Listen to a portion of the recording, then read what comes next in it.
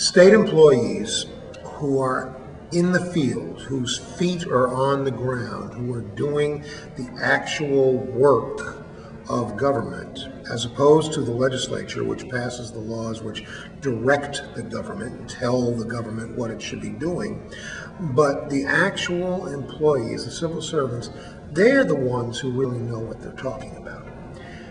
And we absolutely need to hear from them. Gagging state employees denies the people's representatives the information we need to govern intelligently, to govern informedly, to govern reasonably.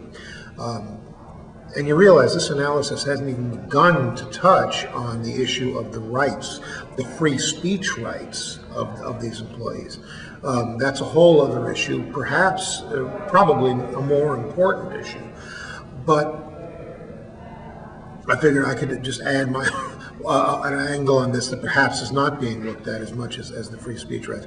And speaking of free speech we often think of as having to do with the rights of a person, the free speech rights of a person to speak his or her mind.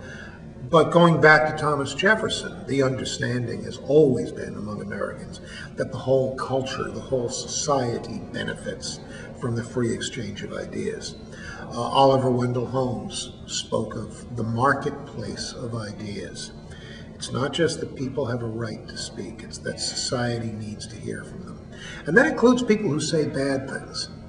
The image of the marketplace of ideas is that the people will be wise enough often enough that at the end of the day, for the most part, we will distinguish between wisdom on the one hand and foolishness on the other hand, between a virtuous idea and a pernicious idea on the other hand. People who don't trust free speech are not only distrustful of the speaker, they're distrustful of the discernment of the listener, be it the general public or be it the public's advocates in the form of the legislature. So the idea that state employees are limited in their right and ability to speak to the legislature really is outrageous.